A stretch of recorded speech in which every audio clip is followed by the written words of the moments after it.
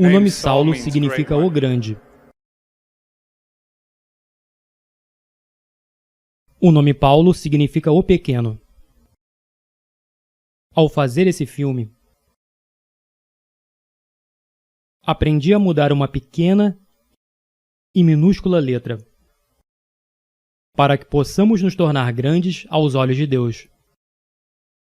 Mas isso exige que sejamos pequenos. Se quisermos ser grandes. Esse é o caminho dos santos. Esse é o caminho do sagrado. E é assim que Saulo se tornou São Paulo. O chamado vem quando menos esperamos. Eu me lembro do meu chamado vividamente. Eu tive a seguinte experiência. Aos 19 anos, eu estava num cinema na minha cidade em Mount Vernon, Washington.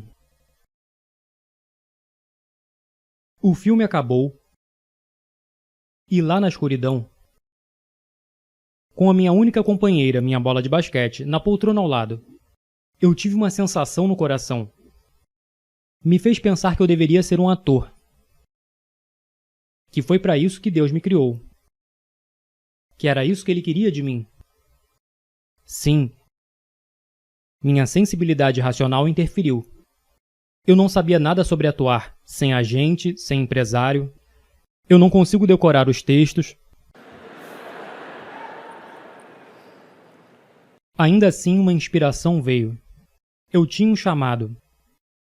Mais à frente, na primavera de 2000, me foi oferecido o papel de Edmund Dantes no Conde de Monte Cristo. Foi uma nova adaptação do clássico Dumas. Um período muito estressante. Pela primeira vez na vida eu senti o que é ser um ator principal. E eu me deparei com aquilo que eu almejava alcançar por tanto tempo, mas não tinha paz. Tudo nesse filme foi uma batalha. Meu personagem, Edmund Dantes, está preso injustamente. Tanto no livro quanto no filme, ele escreve com uma pedra na parede: Deus me fará justiça. Contudo, contra ele, aquele homem solitário se compromete a se libertar e vencer o mal, incluindo o mal que vive nele.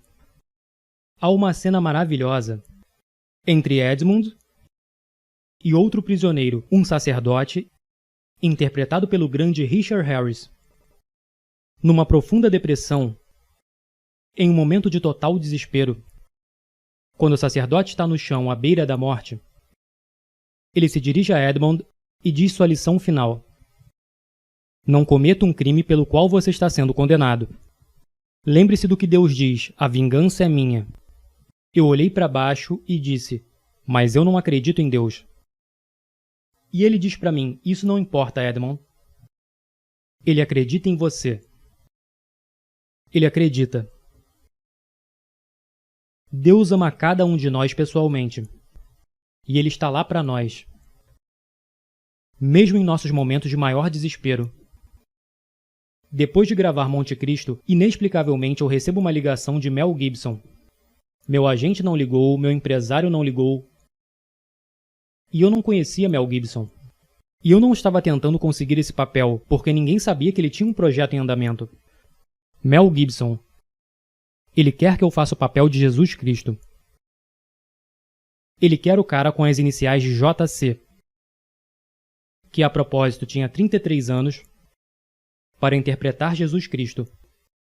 Isso é uma coincidência? Eu não acho que seja. A sua vida é uma coincidência? Ou seria uma oportunidade?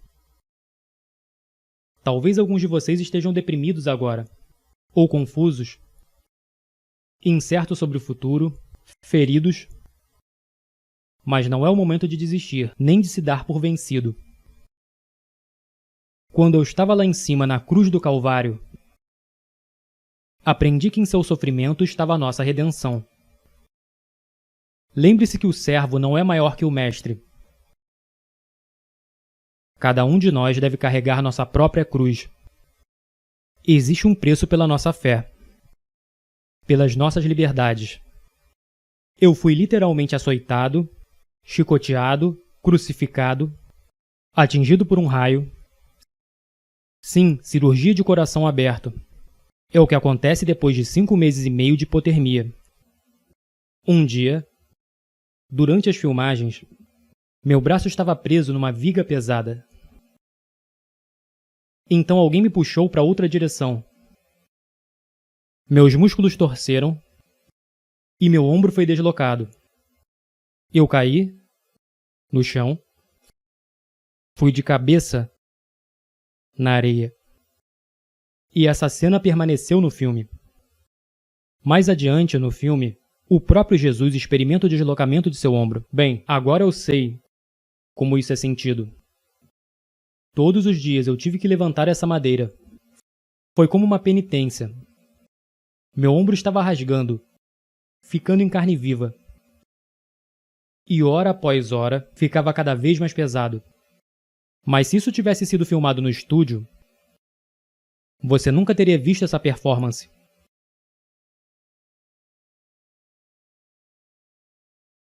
Esse sofrimento fez a minha performance. Assim como o sofrimento faz as nossas vidas.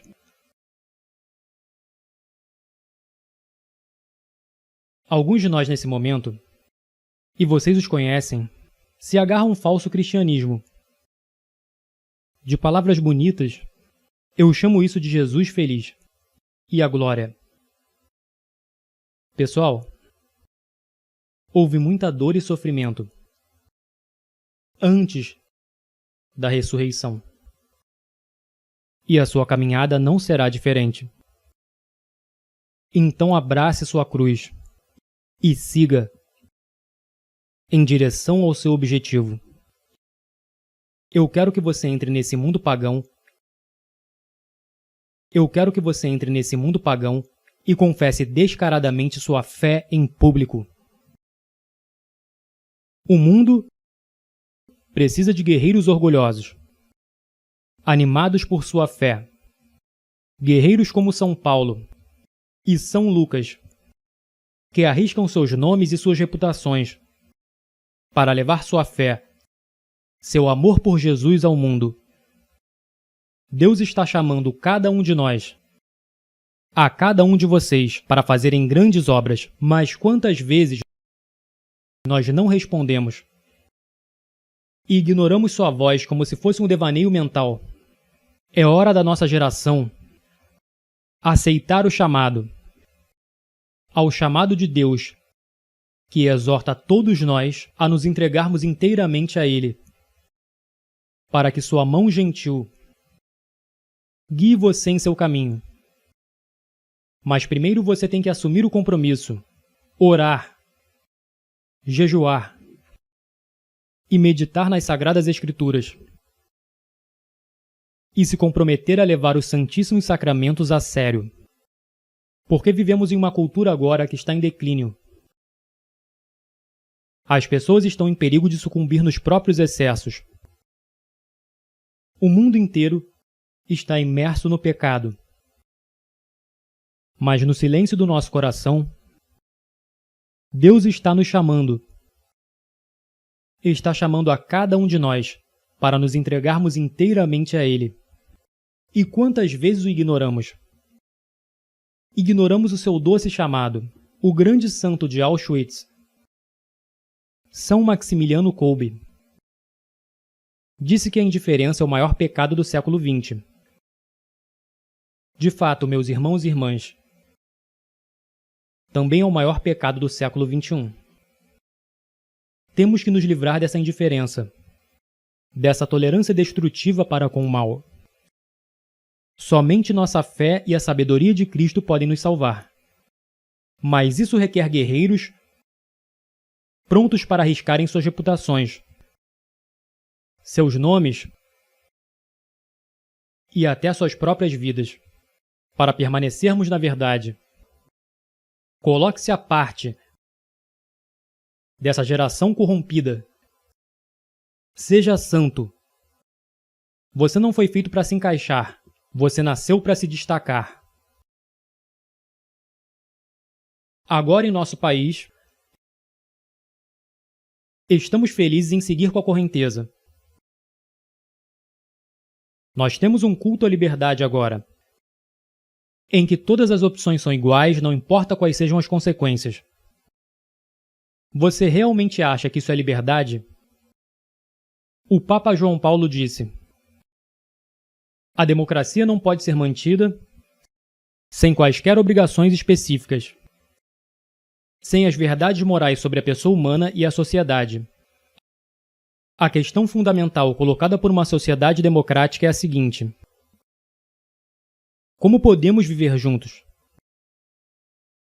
Buscando uma resposta para essa pergunta, a sociedade pode esconder verdades morais e razões morais? Toda geração americana precisa saber que a liberdade existe não para você fazer o que quiser, mas para que você tenha o direito de fazer o que deve. Essa é a liberdade que eu quero para você. Liberte-se do pecado. Liberte-se de suas fraquezas. Liberte-se da escravidão imposta a nós pelo pecado. Essa é a liberdade pela qual vale a pena morrer. Isso me lembra o que Mel Gibson disse em seu primeiro filme vencedor do Oscar, Coração Valente. O que ele disse ao seu pequeno e desorganizado exército, e eu digo a vocês essa noite. Eu vejo um exército inteiro de meus compatriotas aqui desafiando a tirania. Vocês vieram lutar como homens livres. E vocês são homens livres. O que vocês farão sem a liberdade? Vocês lutarão? Um homem diz: não, correremos e viveremos. Sim. Lutem e vocês poderão morrer. Fujam e vocês viverão. Pelo menos por enquanto. E quando estiverem morrendo em suas camas muitos anos depois, vocês almejarão negociar todos os dias, de hoje até aquele dia, pela chance, apenas uma chance, de voltar aqui e dizer a nossos inimigos que podem tirar nossas vidas, mas jamais tirarão a nossa liberdade. Todo homem morre.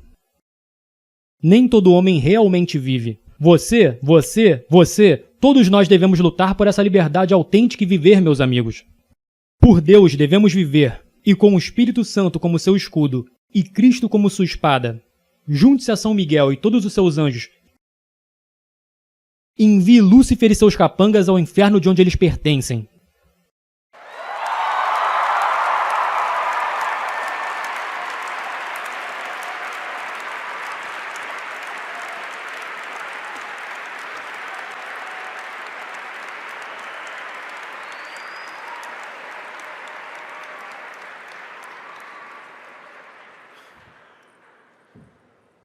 Saulo significa o grande. O que Paulo significa? O pequeno.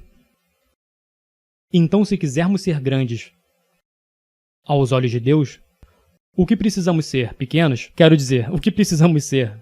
Desculpe. Pequeno. Que Deus ame e proteja todos vocês e os guie por todos os dias de suas vidas. Eu não posso te ver agora, mas mal posso esperar para te ver no céu. Amo vocês, que Deus abençoe. Lute firme.